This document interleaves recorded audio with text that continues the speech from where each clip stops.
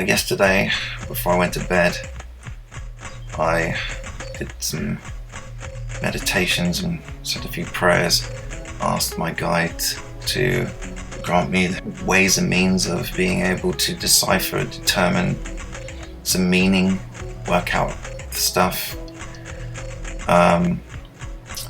Sure enough, this morning there was some new material, and this is how the process seems to work. It's almost like it feeds into our collective, and somehow something comes back with an answer, not too long afterwards, either through our own pursuits or those of our friends here in the server. And because we have such an open sharing of our conscious flows, it becomes a co-creative flow, basically. So I'm going to be scrolling around for a little bit, looking at different things. So this was posted by Victor. So it said, the research shows that billions of tons of mud are dumped on human civilizations in a perfect 138-year timeline. In 2009, when The Sun Darkens was published after BRIO showed his publisher that several major catastrophes in world history all occurred 138 years from each other, and that many ancient writers and traditions were already aware of this and linked it to the visitation of the Phoenix. In 2013, BRIO's second book on this topic showed even more dates of disasters, all on this 138-year timeline. These destructions are also similar in nature. An object, not our moon, darkens the sun as earthquakes and volcanoes erupt, as red mud falls from the sky to bury entire cities. This is where I was saying about this so-called Phoenix object. I'm getting some very interesting codes from these things. But when you look at this section of the strip, you'll notice it said axis. Well, I had to go back over the original image and cut the strip more cleanly, and then I repeated the process again. And now I've got a much clearer view, and after a bit of rotation came up with this. I'm thinking it looks like a step pyramid or some citadel of some kind. Just as an aside here, when looking into the Popol Vuh, as mentioned by Maurice Cotterell in his work, he's referred to that too, and it is actually referred to as a citadel. Citadel. Everything done in a citadel of quiche. What if quiche was a star fort? So this looks like a building, and you're looking up, but the whole building is skewed due to the perspective that you're looking at it. There's another building. It's the same building, or maybe a different one, but I'm thinking it's the same. It also works with the plan.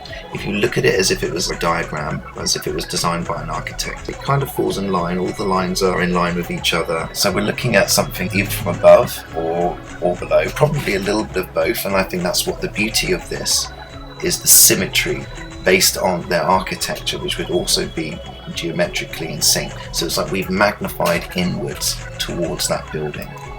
Now, the fact that the colour scheme is blue, so this is telling me that this was around the night time, and then suddenly, this big dark phoenix-like object in the sky. Now, there will also be plenty of faces and other little critters poking their heads in now and again. From my understanding, the Mayan glyphs are designed to represent at least two different things at the same time. So the idea is that these images are meant to be translated in multiple ways. We're seeing it here in one way, and we're seeing the same thing again, closer up. We've got a tower and we've got objects in the sky. So it's basically giving us a sense of scale here as well. Those red bits, we're seeing the towers there, then we're looking up at the sky just above it. Right. Okay, so then there's this Aztec Mayan kind of gateway. This also looks like look how tall these things are. Look at the size of the walls. And that's kind of making me think that, in a sense, these buildings could have been, if it was the Citadel of Quiche, for instance. So that's making me think about the gateway to the sun. It's like a twin. I'm just kind of look at this as like a twin thing going on, like a twin energy, and like wings as well. It is making me think of things like Nibiru, Planet X, the Red Dragon. So we'll take some time to work this out. I am thinking that this is an overhead plan of the building too. I mean, that looks like a key. It also looks like a reference to Uranus. See, when you get it to a certain size, see, because in order to see it, you need to magnify. And they use the same principle. You get the object, and then you magnify. This was all within. It was like the more and more I was thinking about it, about those images of the Mayan man looking in this massive contraption. They call it the Mayan spaceship or whatever it was. I'm not so sure it was a spaceship. I think it was a computer.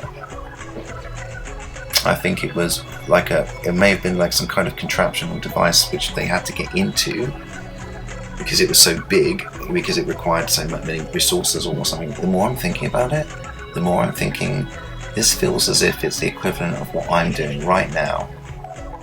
It's like their first computerized telescope or means of seeing things where they can do stuff with it, like we're all doing with our computers. Every day we're sat there creating things, making stuff, or observing the world around us either through the media or through our own lenses. Who's to say that they did not have a culture of that kind of inquiry too? It's a type of study and research. See, that reminds me of almost like a sacrificial table here. It reminds me of teletext as well, broken teletext. But then you realise there is so much going on here. There is a face, there is all kinds of stuff. A burning red hot ball streaking across the sky, perhaps, with this huge tail, as bright as the sun. There is a three-dimensional quality as well. When you look at the way it's designed, it's almost as if it's telling you what the name of this place was, but it is done in a way where the colours complement each other. There's actually a Mayan glyph, which is just a T, and I think it does mean something like home, because it's meant to represent the window of a house, I think. I'm going off my memory here, because it's very vague, and my awareness and knowledge of the Solkin calendar is very limited.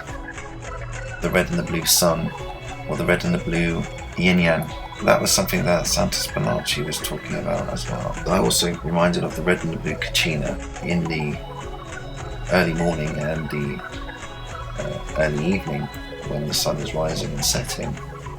You can see a lot of red and blue colouring going on, and I've recorded that a lot. Often you'll get a patch of red and a patch of blue right next to each other, and it's very clear that there's some kind of objects or bodies of some description. I don't push the Nibiru stuff. To me, I've got multiple realities existing at the same time, so the potentiality of reality is very open and fluid for me, and in some way all of these things fit together and make sense. It's just a question of expanding our consciousness.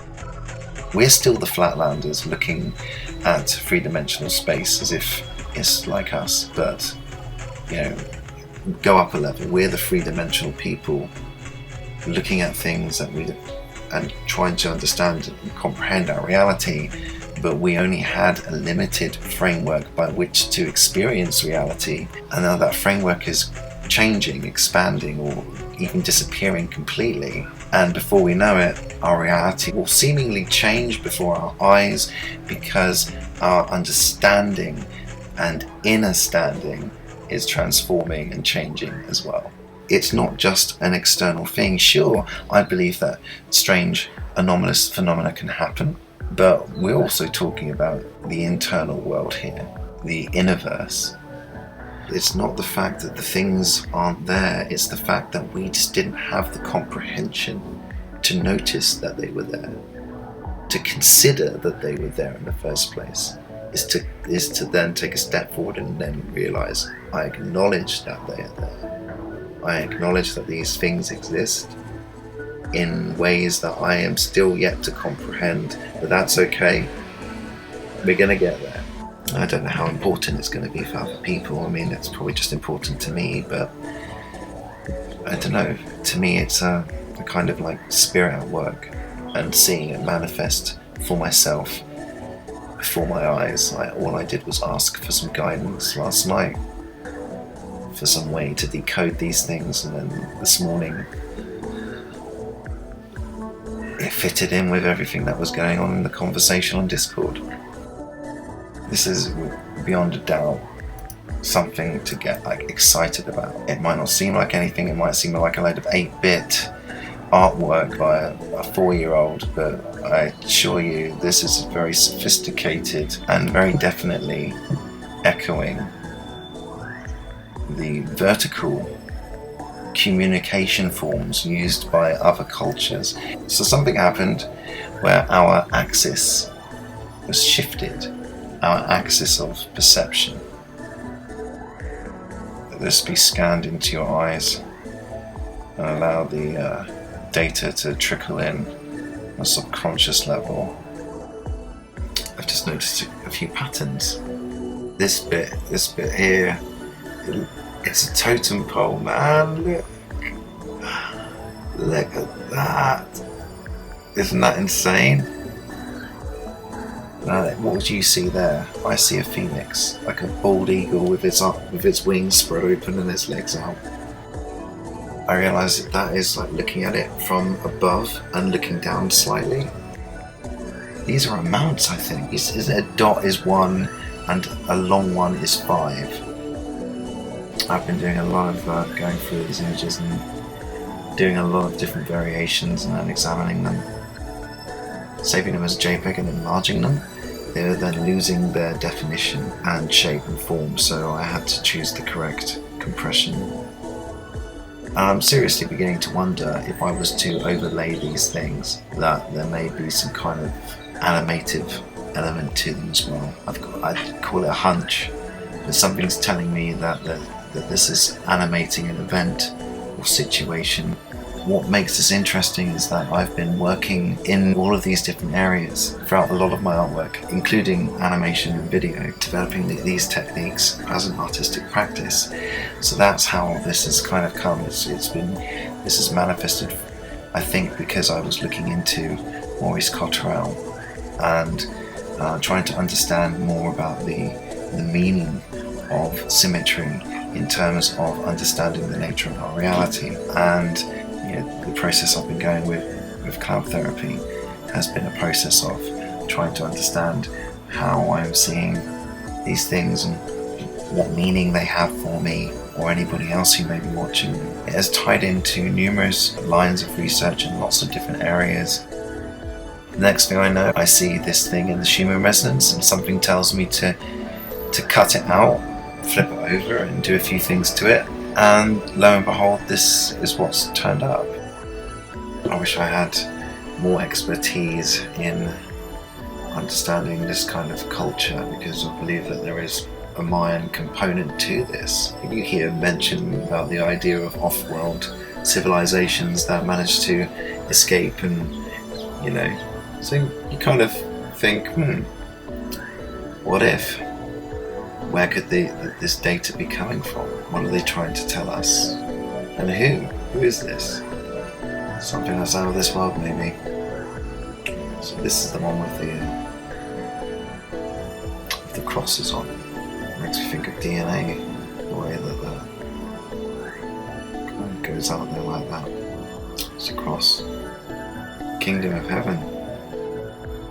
The other side of the void, coming up from the reflection. To the dream world, maybe.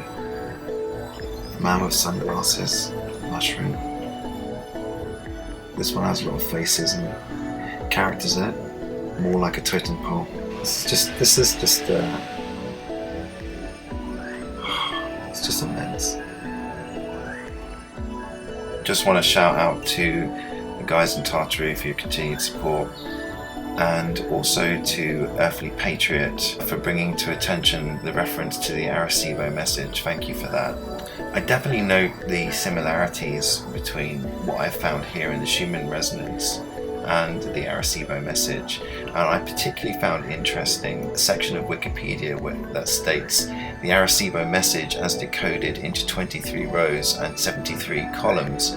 Although unintelligible, the message in this format appears sufficiently organized to show that it is not a random signal. These things are certainly not random and appear sufficiently organized enough to verify that it's a code of some kind. So much has happened since I actually started making this video. It's taken me a few days to edit. Since then, I've also come across a number of other amazing things embedded in the Schumann code, including an animation which I've put together and will be showing at a later date.